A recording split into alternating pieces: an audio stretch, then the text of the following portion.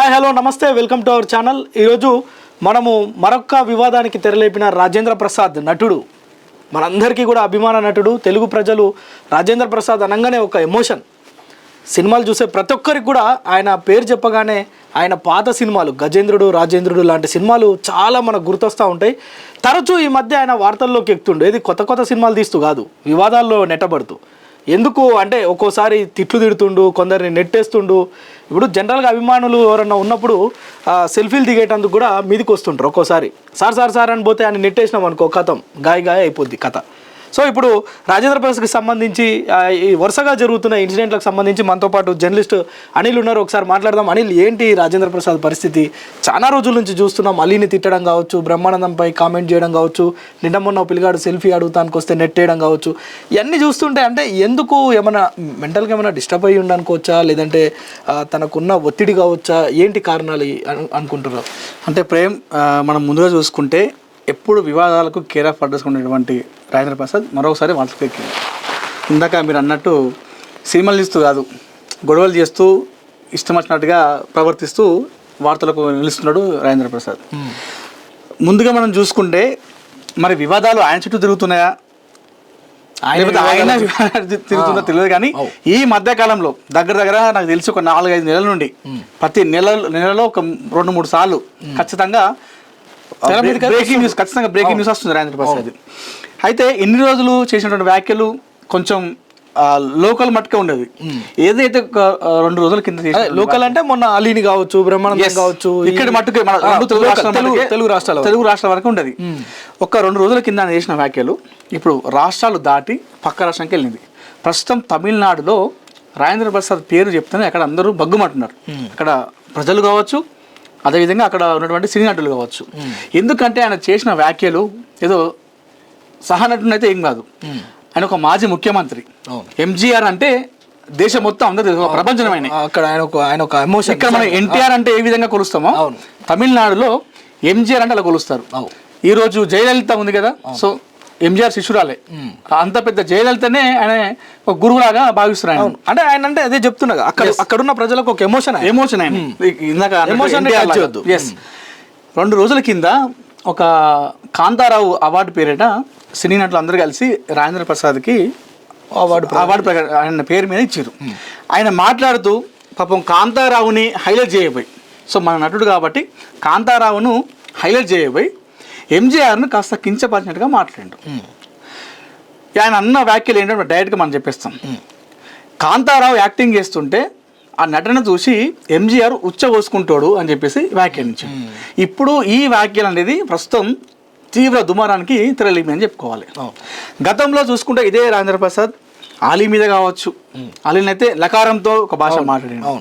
అది పెద్ద వివాదం, బాగా వివాదమైంది, చాలా మామూలుగా. తర్వాత అది మా ఇద్దరుకున్న సన్నిహితాన్ని బట్టి పర్సనల్ గా మేము మాట్లాడుకున్నాడు, దొరికినాయి అని చెప్పిండు. కానీ అవును, ఏదేమైనప్పటికీ కూడా స్క్రీన్ మీదకి వచ్చినప్పుడు చాలా జాగ్రత్తగా ఉండాల్సి ఉండే అనేది అప్పుడు మాట్లాడుకున్నాం. సో ఇప్పుడు కూడా ఎంజీఆర్ విషయంలో కూడా అదే జరిగింది. అలీ కూడా మాట్లాడింది దాని గురించి. మాట్లాడి ప్లీజ్ ఆయన ఇడిచిపెట్టండి, ఆయన కొంచెం పెద్దోడు, వయసు కూడా పెరుగుతుంది, అది ఏదో అంటే నేనేం తప్పు తీసుకోలేదు, మీరు కూడా ఈ టాపిక్ వదిలేయండి, నేనేం ఫీల్ అవ్వలేదు అని చెప్పేసి అలీ కూడా చెప్పే ప్రయత్నం చేసిండు. సో అదే అయిపోయిన తర్వాత సైలెంట్ ఉన్నాడు. అంటే మరొక నటుడు పైన, ఇంకొక నటుడు పైన, లేదంటే ఏదైనా ప్రోగ్రామ్ లో మాట్లాడుతూ రోజా మీద కూడా ఏదో మాట్లాడిండు. ఏ ప్రోగ్రామ్ చేసినా కూడా ఖచ్చితంగా మరి ఆ ప్రోగ్రామ్ చేసే ముందు ప్రతి ప్రోగ్రామ్ లో ఏదో ఒకటి మాట్లాడుతున్నా, మరి ఈసారి నేను కరెక్ట్ ఉండాలని చెప్పేసి మైక్ పట్టుకుంటప్పుడు కనీసం జాగ్రత్తగా ఉండాలని చెప్పేసి ఎందుకు ఆలోచించుకోలేకపోతుండు, మరి కావాలని మాట్లాడుతున్నాడు. ఇవన్నీ నిజానికి తన కూతురు ఒక చనిపోయింది. అట్ సేమ్ టైం ఆయన కొంత వృద్ధాప్యం కూడా మీద పడుతుంది. అంటే ఈ ఎఫెక్ట్ ఏమన్నా ఉండొచ్చా, లేదంటే కావాలని అంటే ఏమంటారు అక్కడ ఉన్న ప్రోగ్రామ్ అక్కడ ఉన్న కావాలని అంటే మనకు కొంతమంది కావాలని అంటే ఆయనకు పబ్లిసిటీ అవసరం లేదు, పబ్లిసిటీ అవసరం లేని నటుడు, అవసరం లేని వ్యక్తి. దేశంలోనే ఏదో విషయంలో ఆయన రికార్డు ఉంది. కామెడీ సినిమాలు అన్ని సినిమాలు చేసిన నటుడుగా సంథింగ్ ఏదో పేరు ఆయనకు ఉంది ఇప్పటికే. అట్లనే బాలీవుడ్లో ఒక సినిమా తీసిండు అతను, పేరు కూడా సంథింగ్ డిఫరెంట్ ఉంటుంది. అట్లాంటి సినిమా తీసిన నటుడుగా రికార్డు కూడా ఉంది ఆయనకు. పద్మశ్రీ, ఎన్నో నంది అవార్డులు, కామెడీ మామూలు అవార్డులు కాదు. మనం ఇతని సినిమా చూసి పెరిగినాం, ఇతని సినిమా చూసి మనం పెరిగినాం. ఈటీ పెట్టినా, జెమిని పెట్టినా, ఆ టైంలో మాటీ పెట్టినా, ఏ టీవీ ఇందాక మీరు అన్నట్టు రాజేంద్రుడు, మాయలోడు, అమ్మో అదేంటి మన ఏప్రిల్ 1వ తారీఖు, ఆ ఒకటి అడకు సినిమాలు మనకు తెలిసిపోతాయి ఈజీగా. సో రాజేంద్ర ప్రసాద్ సినిమా వచ్చిందంటే టీవీలో కత్తుకోపోయి చూస్తారు ఇప్పటికి కూడా, అట్లాంటి సినిమాలు అవి. సో అతని డైరెక్షన్ అప్పుడు ఆ టైంలో ఎస్వి కృష్ణారెడ్డి ఇది ఒక బాండింగ్ ఉండేది అప్పుడు. దాంతో పాటు సినిమా చరిత్ర వేరు.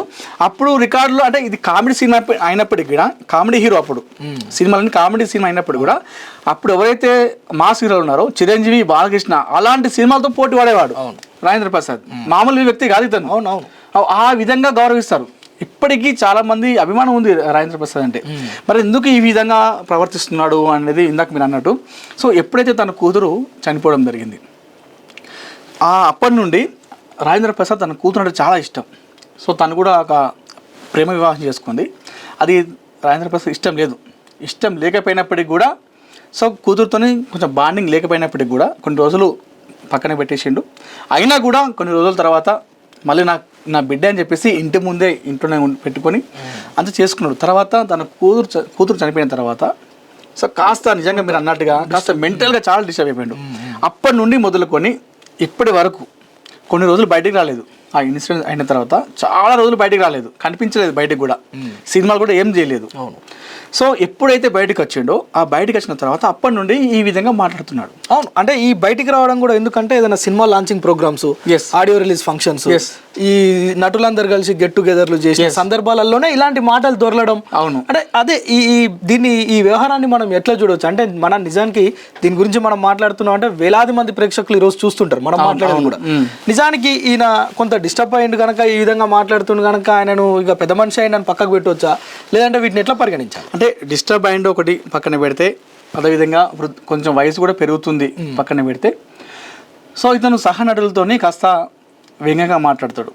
అంటే ఇందాక మీరు అన్నట్టు ఆలి కావచ్చు, అందరూ వయసులో తక్కువ వాళ్ళు కాబట్టి, సో సినిమా సెట్లో కావచ్చు, ఇంటి దగ్గర ఇందాక మనం అన్నట్టు ఒక లాకారంతో ఒక భాష మాట్లాడాడు, అది బయట మాట్లాడతాడు. సో అది ప్రజలందరూ చూస్తున్నప్పుడు, లక్షలాది మంది చూస్తున్నప్పుడు కూడా అలా మాట్లాడడం అనేది కరెక్ట్, సమంజసం కాదు. మరి ఎందుకు ఈ మధ్యలోనే ఈ విధంగా ప్రవర్తిస్తున్నాడు? ఇందాక అన్నట్టు పబ్లిసిటీ అవసరం అంటే పబ్లిసిటీ అవసరం లేనట్టు ఆయన.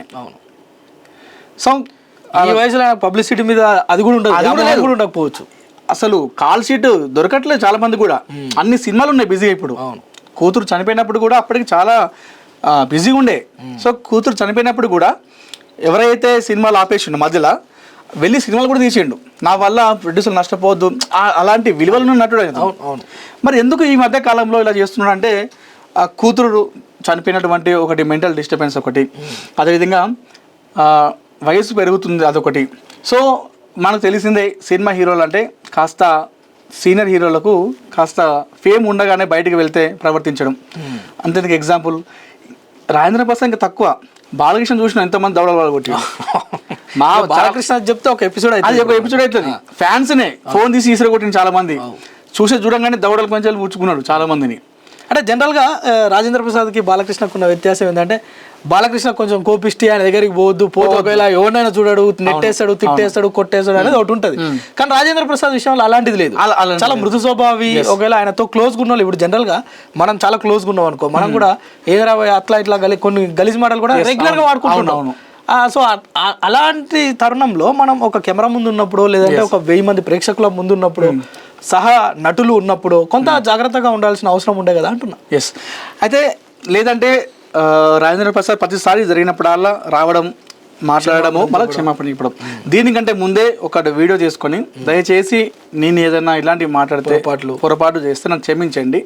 సో నాకు కాస్త వయసు పెరుగుతుంది, నేను ఏదో నా సహనటులు 40-50 సంవత్సరాల స్నేహం, ఈ సినీ ఇండస్ట్రీ నాకు ఒక కన్నతల్లి లాంటిది కాబట్టి నేను అలా మాట్లాడుతుంటాను, ఏమన్నా వస్తే నన్ను క్షమించండి, ఇక్కడ నుండి కూడా ఒకవేళ వస్తే కూడా నన్ను అదే తరహాలో క్షమించి విడిచిపెట్టాడని చెప్పేసి ఒక స్టేట్మెంట్ ఇచ్చినా బాగుండేది. సో ఇది ఏదైతే అలీని అప్పుడు తిట్టిండో, తెల్లారి చాలా మంది ఇంటర్వ్యూలు వేసారు. నెక్స్ట్ టైం నుండి ఒక్క మాట కూడా నేను మాట్లాడనని చెప్పిండు. నేను అసలు మాట్లాడను, ఏమనను, అసలు నువ్వు మైకే పట్టుకుని అన్నాడు. మైక్ పట్టుకున్నా కూడా చాలా జాగ్రత్తగా మాట్లాడుతా అన్నాడు. అంటే అనిల్, ఇప్పుడు ఈ ఆడియో ఫంక్షన్స్కో లేకుంటే అవార్డ్ ఫంక్షన్స్కో పోయినప్పుడు ఆ పక్కన ఉన్న దోస్తులను చూసి ఏమైనా హుషారు వచ్చి ఇలాంటి మాటలు ఏమైనా మాట్లాడు? అదే ఇందాక చెప్పినట్టు 40-50 సంవత్సరాల స్నేహం, ఇదే ఇందాక నేను చెప్పినట్టు అలీ అనే వ్యక్తి జూనియర్ ఆర్టిస్ట్ నుండి చేస్తున్నాడు. సో 40 అతను కూడా 4 దశాబ్దాల ఉంది, చరిత్ర ఉంది సినీ ఇండస్ట్రీలో. సో అట్లా చిన్నోడు కాబట్టి చూసేసరికి ఏదో ఒకటి మాట్లాడము.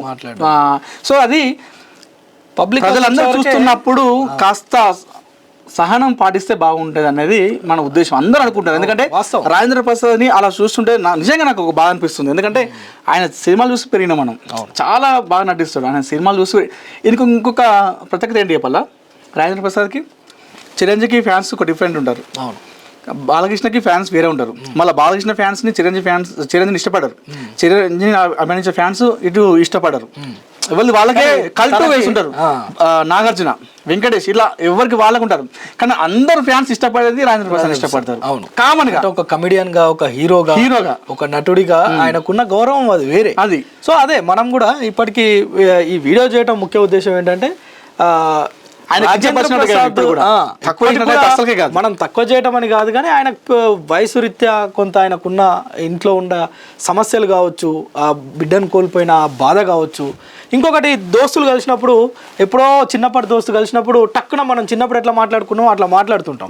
సో ఈయన తను కెమెరా ముందుకు వచ్చినప్పుడు కూడా అలాంటి భాష మాట్లాడడమే పదే పదే వివాదాలకు తావిస్తుంది. సో మొత్తానికి ఆయనకున్న అభిమానులు కావచ్చు, ఆయనకున్న హిస్టరీ కావచ్చు, తెలుగు ఇండస్ట్రీలో, ఫిల్మ్ ఇండస్ట్రీలో ఆయనకున్న ప్రత్యేకత కావచ్చు, ఏదేమైనా రాజేంద్ర ప్రసాద్ ఇప్పుడు తమిళ అభిమానులను కొంత వాళ్ళని ఇబ్బంది పెట్టిండని చెప్పొచ్చు. ఆయన వైఖరి కొంత మార్చుకుంటే బాగుంటుంది అనేది తెలుగు సినీ వర్గాల అభిప్రాయం.